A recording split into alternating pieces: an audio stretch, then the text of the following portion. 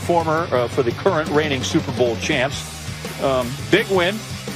Mahomes' 35th career win in his 43rd start. Tied with Kurt Warner for the third fastest of 35 wins since 1950.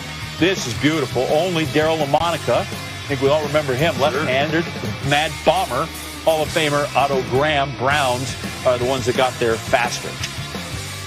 All right, Tim Hasselbeck on board with us. Now, it's going to get a bit crazier as start really basic little offense, defense with the Chiefs. The final score seems like they had a struggle in this one, but we can't expect them every week to light it up like you're sitting at home playing Madden on your couch, right? And as John pointed out, there were a couple touchdowns called back. One missed.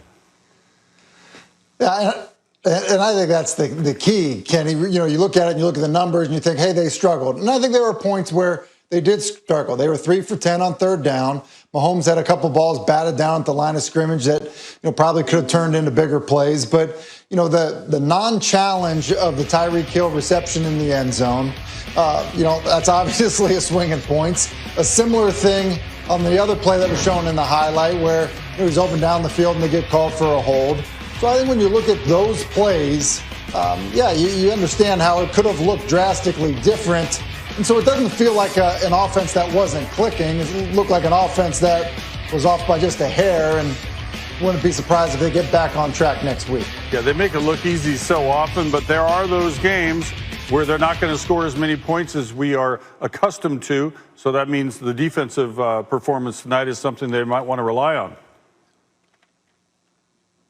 And I think that's the key. It's not going to be the offense that's the governor of this football team. It's going to be the defense. And that's been the case in years past. They entered into the game tonight, giving up 4.7 yards per carry. And Denver did a good job of running the football on them for the most part. But what they did do a good job of is when they needed to come up with plays, they were able to do it. It's Tyrann Mathieu here with the interception early as Denver had something going. They kind of decided to buckle down, especially later in the game, defending the run. Here's Tyrann Mathieu coming off the edge on a run blitz with a tackle for loss. And I think that, coming up with as many of those as you can, just to stop one more opportunity for your offense, sometimes is all you need. And with the group that they have on offense, and they're able to do that. And so I think that's kind of a growing point for this football team. Tim, if somebody important comes to the podium, we're going to bail on you. But right now, we're riding you all the way with this ridiculous Raiders-Jets game. Let's check it out. With 7 seconds left, I couldn't believe they all out blitzed us. But as soon as I saw it, man, I was thankful. And that's why we prepare the way we do. That's why Coach teaches the way he does, and I give Coach Gruden all the credit in the world because he has prepared me and equipped me to handle those situations whenever we get those kind of looks to be able to handle it accordingly. Derek made a great call to fix the protection, to give us a chance to launch it. And after Henry Ruggs fumbled the football and he was involved in the interception, I thought he should have caught that pass.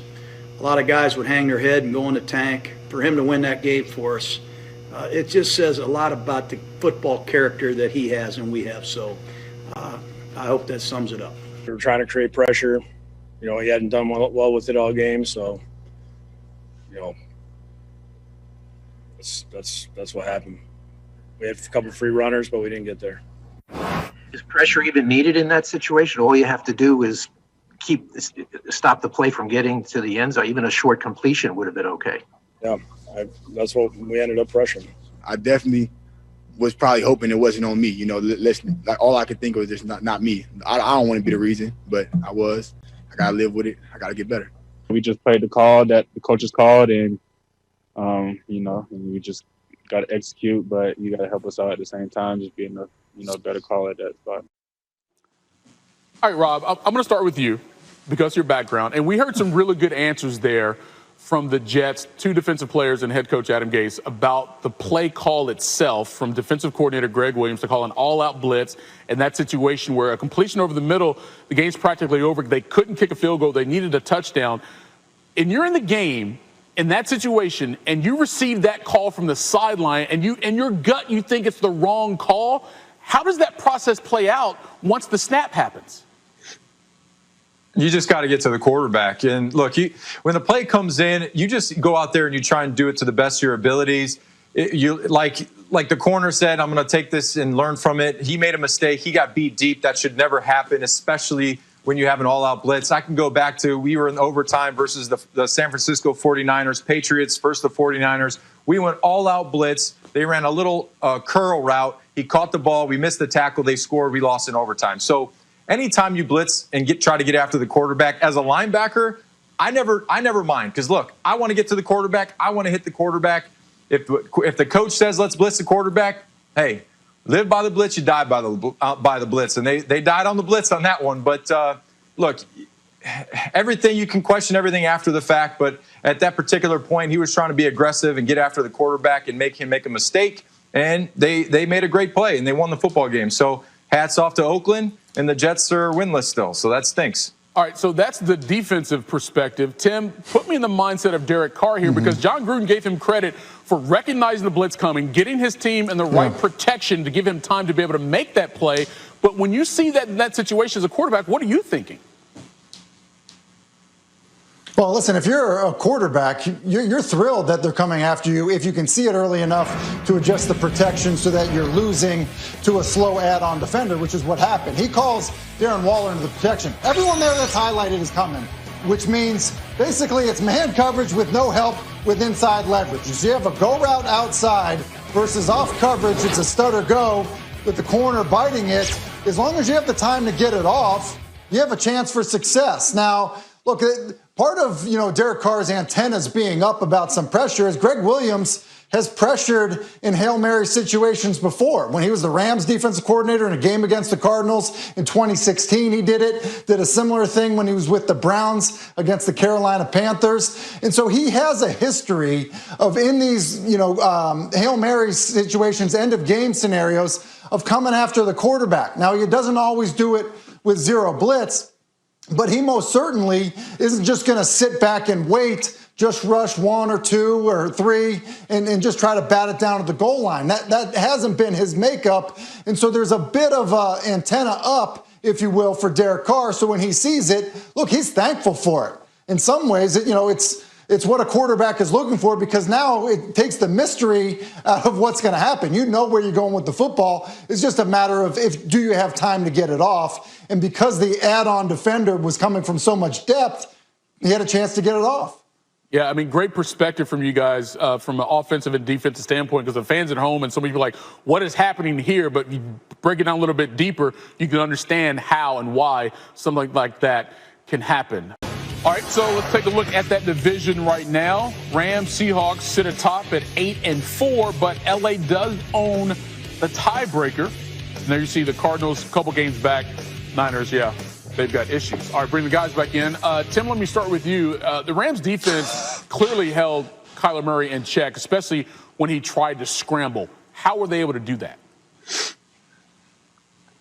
It's team speed. It really is. It's winning, individual matchups, and it's team speed. I mean, so many people are scared to death of Kyler Murray when he decides on, design pass plays to take off and run with the football. But they did an excellent job of kind of squeezing the pocket and then the speed to him. There's Aaron Donald for a sack.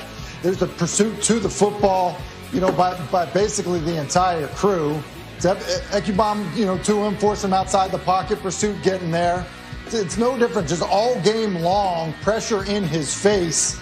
And I think that, late in the game, it started wearing on him. And here's Justin Hollins who gets to him and forces the football out. And so I just think that there's such a good matchup there for the Rams, when they face them. Because, look, they have a corner that can play with Hopkins. They have great team speed to rally to the quarterback. And quite honestly, it's kind of giving Kyler Murray fits. Yeah, clearly an issue today with that Rams defense. Rob, let's go to the Rams offense, though. Nice little bounce back there from Jared Goff. What was different this week compared to last? Yeah, I think he just had a better game. And last week being called out by his head coach, he said, look, I'm a big boy here. I got thick skin. So this week he goes 37 for 47 for 351 yards and a touchdown. So that's a nice bounce back game for him against the Cardinals defense, who I thought last week played good against the Patriots. So I just think that the Rams obviously are a very good football team. They're a solid football team. They run the ball well. They have a